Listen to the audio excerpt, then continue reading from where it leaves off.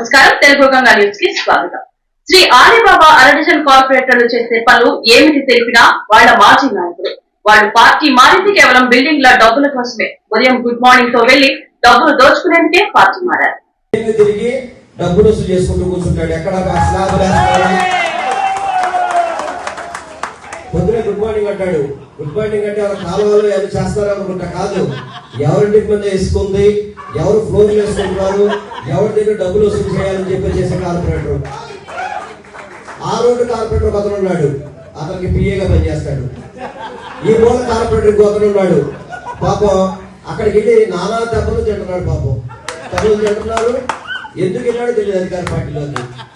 వీళ్ళు జగన్మోహన్ రెడ్డి గారి సింబల్తో గెలిచి, అరే ఇక్కడ పరిపాలన చేయండి రా, మీకు 5 సంవత్సరాల పరిపాలన, 4 ఏళ్ళు జగన్మోహన్ రెడ్డి గారు సంక్రాంతి, ఈ రోజు చంద్రబాబు గారిని పవన్ కళ్యాణ్ గారిని నాగడానికి పైకి వెళ్తారు వీళ్ళందరూ కలిసి.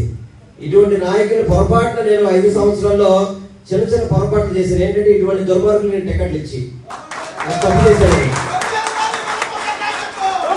ఈసారి అటువంటి పొరపాటు జరగదు.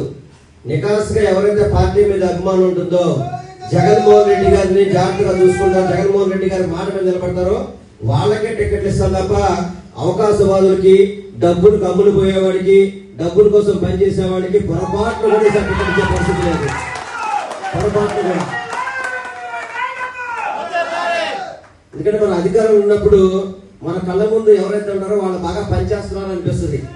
కానీ అది ఇప్పుడు అర్థమవుతుంది. అధికారం లేనప్పుడు ఈ రోజు ఎవరైతే ఇక్కడ ఉన్నారో నికాసుగా జగన్మోహన్ రెడ్డి గారి కోసం పనిచేసే వాళ్ళు అనేది ఈ రోజు మనందరం కూడా తెలిసిన విషయం. ఎందుకంటే